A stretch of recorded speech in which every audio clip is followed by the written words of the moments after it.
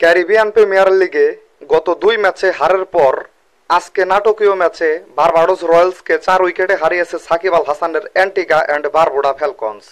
Caribbean premier লিগে নিজেদের নবম ম্যাচে টসে জিতে বোলিংয়ের সিদ্ধান্ত নেয় অ্যান্টিগা। প্রথমে ব্যাট করতে নেমে নির্ধারিত 20 ওভারে 4 উইকেট হারিয়ে 187 রান করতে সক্ষম হয় বারবাডোস।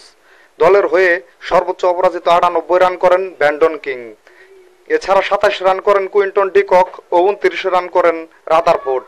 অ্যান্টিগার হয়ে সালমানের 2 উইকেট ও ম্যাকরয় 1 উইকেট পান। গত ম্যাচের মতো আজকেও ভালো বল করতে পারেননি বাংলাদেশের তারকা ক্রিকেটার সাকিব আল হাসান। 3 ওভারে 33 রান দিয়ে কোনো উইকেটের দেখা পাননি তিনি।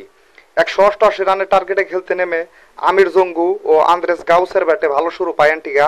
তবে নিয়মিত বিরতিতে একের পর এক উইকেট হারাতে থাকে অ্যান্টিগা। তবে শেষ ওভারে তাদের জয়ের জন্য প্রয়োজন ছিল 12 রান।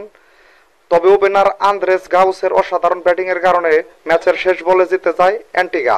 অ্যান্টিগার হয়ে সর্বোচ্চ 85 রান করেন আন্দ্রেস গাউস। এছাড়া আমির জঙ্গু 23 ও উইকহাম 26 রান করেন।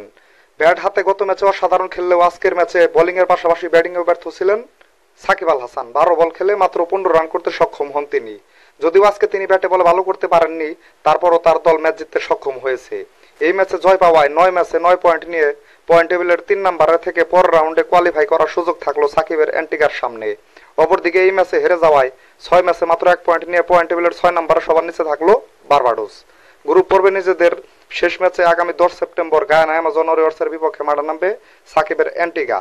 তো বন্ধুরা, ভিডিওটি ভালো লাগলে একটি লাইক দিন, সাথে ক্রিকেট ও ফুটবলের নতুন নতুন আপডেট পেতে এখনই আমার চ্যানেলটিকে সাবস্ক্রাইব করে দিন। সকলকে ধন্যবাদ।